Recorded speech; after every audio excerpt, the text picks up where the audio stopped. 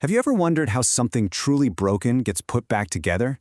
Today we're diving into the story of how an ancient city, Jerusalem, was brought back from total ruin. And here's the thing, it wasn't one single command that did it. It was a series of 4 distinct decrees, stretched out over almost a century. This is a restoration story in 4 acts. Okay, so let's set the scene. The year is 539 BC.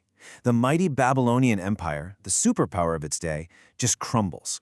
It's conquered by this rising new force, Persia. Now, for the Jewish people who'd been living in exile for decades, this wasn't just some headline about a foreign king. No, this was a world-changing event that offered a tiny glimmer of hope. And that hope came in the form of the new Persian ruler, King Cyrus. See, Cyrus had a totally different playbook. The Babylonians, they scattered people. Cyrus, he wanted to win their loyalty. And just like that, the Jewish exiles were free. Not just free, but actually encouraged by a royal decree to go back to their homeland and rebuild their capital. I mean, just try to imagine the sheer scale of that challenge. The city was a wasteland, the temple was gone, the people were scattered. Rebuilding wasn't just about stacking stones. It was about bringing a culture, a faith, and a home back to life. It was a monumental task, and it all kicked off with one groundbreaking command. First up to the plate is Cyrus the Great. I want you to think of this whole thing as a relay race to restoration. Cyrus is the one who grabs the baton first, firing the starting pistol with a decree that would literally change the course of history. And this wasn't just some vague, hey, you guys can go home now. No way. Cyrus's command was incredibly specific. He greenlit the return, he ordered the temple, the spiritual heart of the nation, to be rebuilt, he put the empire's own money behind it, and he even told the surrounding regions they had to pitch in and help. This was a fully funded, top-down royal project. So, did it work? You bet. The decree had an immediate effect. The first wave of exiles headed back, and they actually managed to lay the foundation for the new temple. You could just feel the excitement, the hope. But that momentum, well, it wasn't going to last. And then, everything came to a screeching halt. Local groups, especially the Samaritans, saw a rebuilt Jerusalem as a threat to their own power. They used political maneuvering, they used intimidation, and they managed to stop the work cold. For years, that foundation just sat there, a sad reminder of an unfinished dream. The baton had been dropped. Fast forward nearly 2 decades. A new king is on the Persian throne, Darius I. He's the guy who's about to walk over, pick up that dropped baton, and get this race started all over again. Now, what Darius does is really smart. He doesn't just issue a brand new order. He has his people dig through the royal archives until they find Cyrus's original scroll. He then reaffirms it, basically saying, this is official policy, folks. He tells his own officials to back off, he earmarks regional taxes for funding, and then he lays down the law. Anyone who interferes is going to be in a world of hurt. He wasn't just restarting the work, he was protecting it. And with that kind of royal protection, the work starts up again at full speed. Finally, the Second Temple is completed and dedicated. The spiritual heart of Jerusalem is beating again. This was a massive win, a huge milestone. But, as they'd soon find out, it takes a lot more than a temple to rebuild a nation. Which brings us to our next king, Artaxerxes I.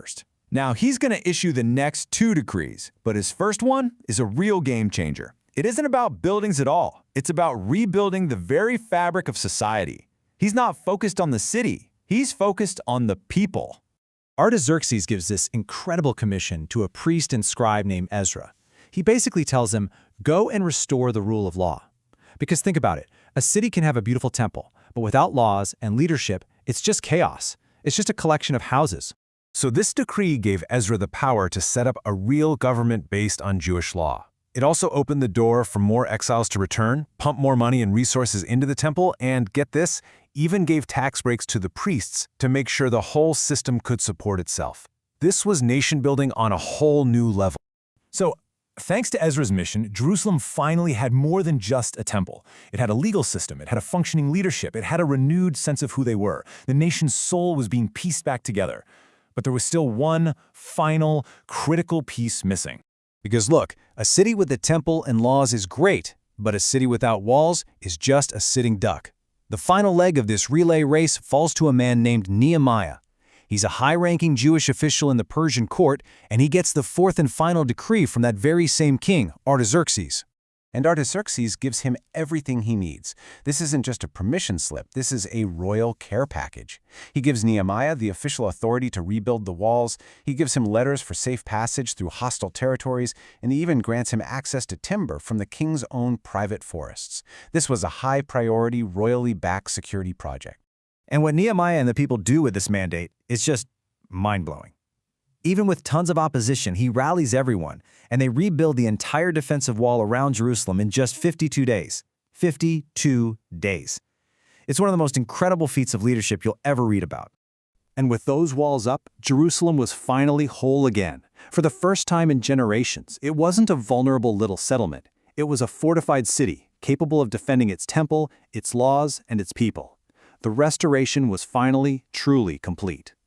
So let's tie this all together. When you step back, you see that the rebuilding of this city wasn't a single event. It was this incredible, multi-generational project guided by 4 separate decrees from 3 different Persian kings, stretching across nearly a century. The whole process, from that very first decree by Cyrus to Nehemiah slamming the last stone into the wall, took 93 years.